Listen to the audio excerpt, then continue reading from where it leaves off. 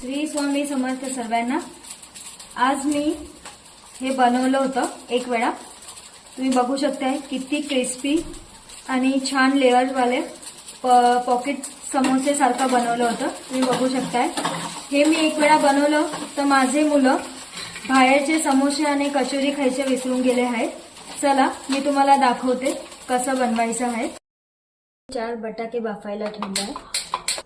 हिरवे वाटाणे आपण बाफून घ्यायचे आहे। मेथीला बारीक अशी चिरून घ्यायची आहे। तुम्ही बघू शकता इथं तुम्ही बघू शकता एक वाटकासारखं गव्हाचं पीठ घेतलंय।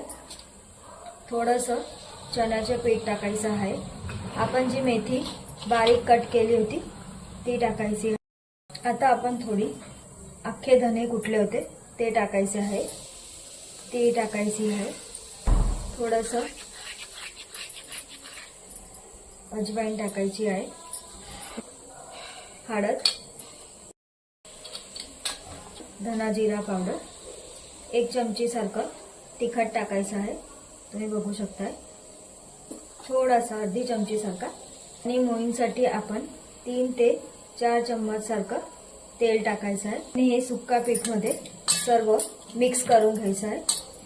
आता आपण थोडं थोडं पाणी टाकून कडक पीठ मळायचं आहे। तुम्ही बघू शकताय किती कडक पीठ मळलं आहे मी। आता याला आपण साइडला ठेवून द्यायचं आहे। तेल टाकायचं आहे, तुम्ही बघू शकता राई टाकायचं आहे, अख्खे धने टाकायचे आहे, लसूण मिरचींची पेस्ट टाकायची आहे। छान असं हलवून घ्या। अर्धी चमची सारखी हळद टाकायची आहे। ते बटाटे मॅश केले होते ते टाकायचे आहे। बाफलेले हिरवे वाटाणे टाकायचे आहे वरतून। ते सारखं तिखट टाकायचं आहे। चिरलेला हिरवा धना टाकायचा आहे। अर्धा लिंबू टाकायचा आहे। थोडासा आपण इथं चाट मसाला टाकायचा आहे। मिश्रणला आपण छान असं हलवून घ्यायचं आहे। तुम्ही बघू शकताय आपलं स्टफिंग किती छान दिसत आहे। तुम्ही बघू शकताय आता आपण छान असा मोठा गोळा बघा। आता आपण थोडंसं